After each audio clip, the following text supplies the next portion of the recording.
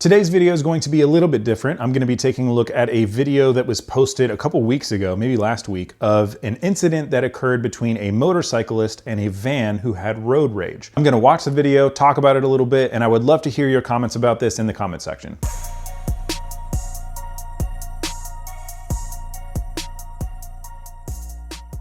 So this video was posted by the Beaverton police, I believe Beaverton, Oregon, or somewhere in Oregon. And the backstory behind this is that there was some sort of argument whether the motorcyclist was at fault or the van was at fault. They come into frame of this dash cam video arguing with each other, and this is what happens. So we can see the motorcyclist gesturing at the person in the van, maybe flips him off, and then the van smashes into him and drives off like nothing happened. I'm gonna watch this one more time to make sure I didn't miss anything. There's virtually no context to the video itself.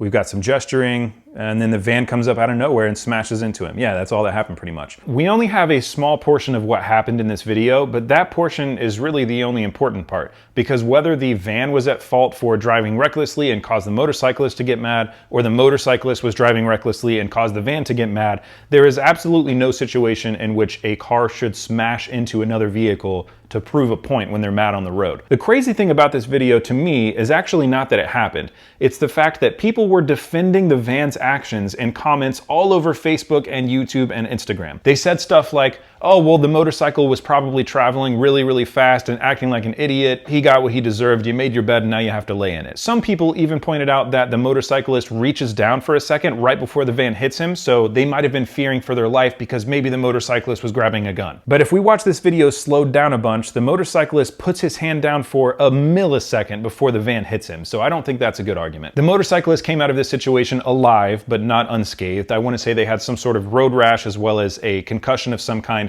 The van driver was arrested just the other day, though. The driver of the van was someone named Samir Helio Pizzotto Filho. I'm not sure if I'm pronouncing that correctly. And he was charged with something like 5 different crimes: second-degree assault, hit and run, reckless driving, attempted assault 1, and unlawful use of a weapon. I'm curious why they didn't put attempted murder on there, because for me, I feel like that fits the bill pretty well. So we know there was some sort of altercation and we know how it ended, but what do I think about this situation? First of all, I am very happy that the person who's driving this van was arrested for this and charged with these crimes, although I would have liked to see attempted murder because I feel like that fits pretty well. But I do have another opinion on this. I don't believe that the motorcyclist is at fault for this. Whether you flip somebody the bird or you call them names or something, that is never justification for them to try to kill you with their vehicle. However, riding a motorcycle is inherently dangerous by itself, so I don't think that there's any real reason to add to the danger by arguing with somebody that might do something like this. And we don't know who's going to be an aggressive driver on the road just by how they're acting through a window. I did not expect that van to run into that motorcyclist, yet that's exactly what happened. And the amount of people in comment sections that were justifying the actions of the person in the van leads me to believe